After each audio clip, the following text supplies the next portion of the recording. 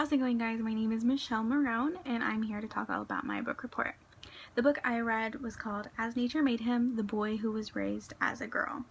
It was published, the book as a whole was published in 2000 by the HarperCollins Publishers, but bits and pieces of the article portions were from a 1998 article in the Rolling Stone magazine entitled The True Story of John Joan.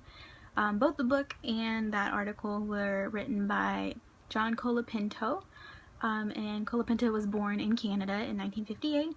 He has a bachelor's and master's in English. I couldn't find his actual schooling, where he went to school exactly, but I did have that information about what his degrees were in. He's currently a writer for The New Yorker, and he's had multiple articles in places like Vanity Fair, Rolling Stone, as I mentioned before, Esquire, and New York Times Magazine. The intended audience for this book, I wasn't really sure who exactly was the intended audience. The people that I chose were medical professionals who specialize in intersexuality and damaged genitalia, victims of sex change as infants, and people in the transgender community, as far as people who may have actually been transgender or allies. So now we can go into what the story was actually about. So it follows the life of a man named David Raymer, and you'll have to excuse me because I'm not really sure how to pronounce the last name. So I'm going to be pronouncing it Raymer. It might be Raymer. I'm not really sure.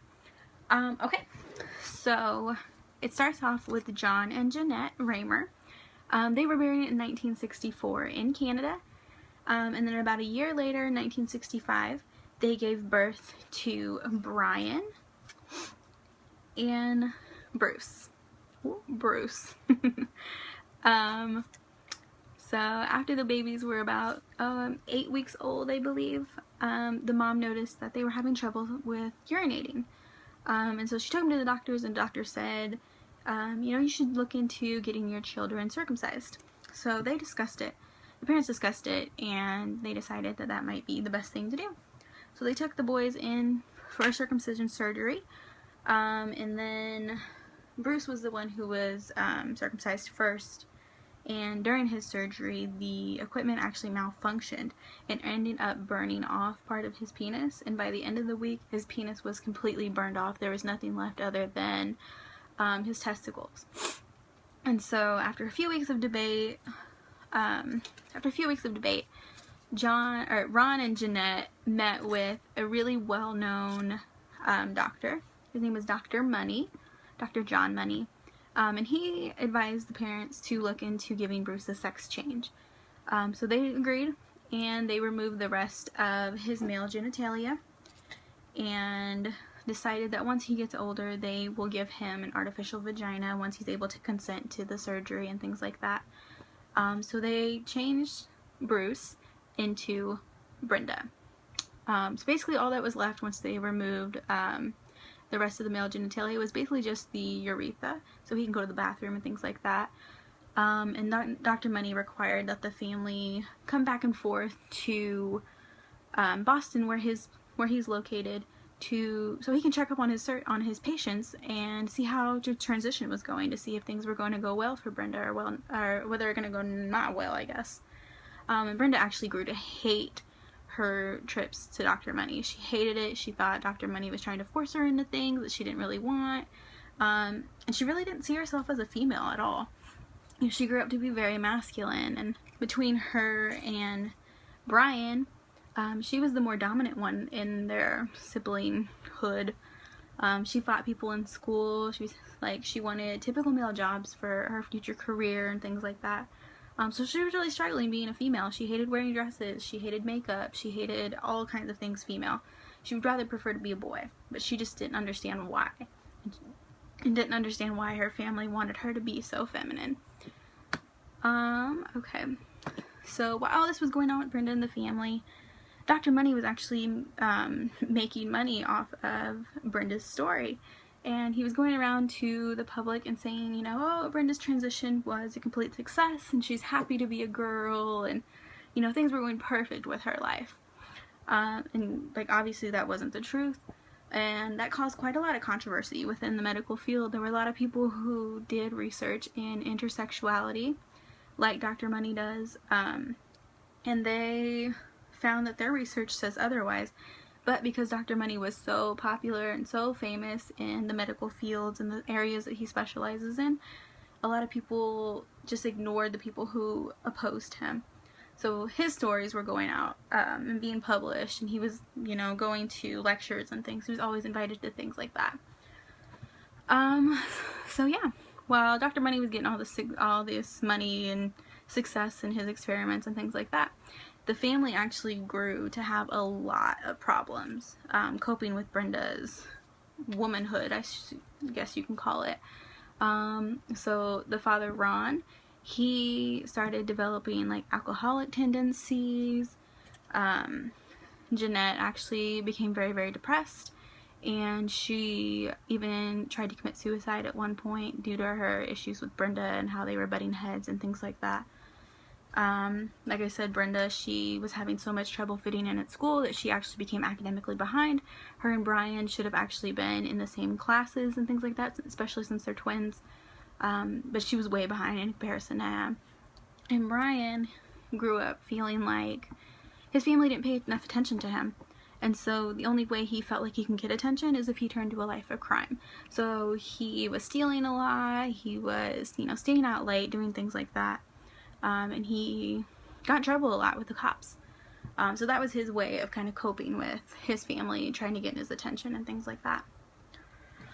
So like I said, Brenda hated going to Dr. Money, and the whole family actually grew to hate it, especially because of how Brenda felt about it. So eventually they said, well, we'll get you a new psychologist, and we'll get one who was centered in Canada. That way they didn't have to make the trips over to Boston and back so often. So they got the new psychologist, and she really noticed that Brenda wasn't happy with her life and the way she was, and, you know, how she wanted to be a male and things like that. So she advised Jeanette and Ron to actually tell Brenda about her accident and her birth and things like that. And so when Brenda was about 15, Ron sat her down and he talked to her about her accident, and the kinds of things that happened to her. And by 16, she decided to revert back to a male. And instead of taking her birth name of Bruce, she changed her name to David, and she became a full male. She stopped taking her hormone pills and, you know, things like that. And by, I believe by the age of 20, he had an artificial penis created for him. And his life kind of started to get a little bit better from there. There were still issues with the psychological problems that came along with, you know, not fitting in at school and fighting and things like that. But David actually went on to get married, and he ended up taking in his wife's kids as his own. So he had about 3 stepchildren, I believe. But unfortunately his life did end kind of suddenly. He took his life in 2004, so he never really got over the problems that he had as a child. So that wraps up our summary. So now we'll move on to the critical analysis portion. This book is really important as far as like the nature versus nurture argument, and like saying, is our gender and sexuality something that is in us from birth, or is it something that we learned? And I think the book really shows that it's trying to show, at least, that it's something that's in our nature. It's something that we're born with. Gender isn't something that we learn.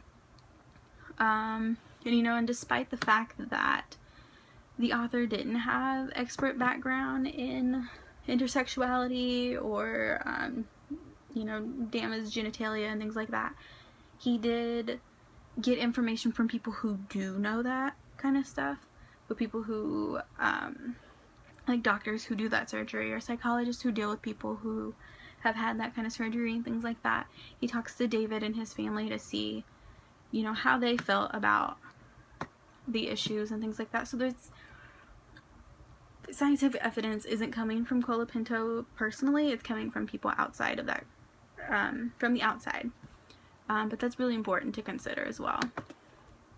And then as far as what the bias of this book is, I would say that Colapinto is trying to say people who are given sex reassignment at birth are more often unhappy than they are happy. And when they do report that they're happy, they're saying, basically they're just saying it because that's what they think the questioner wants to hear. So I think that's kind of the bias, is saying, you know, people with this surgery aren't happy and that they would rather be their sex or the gender that they were born with.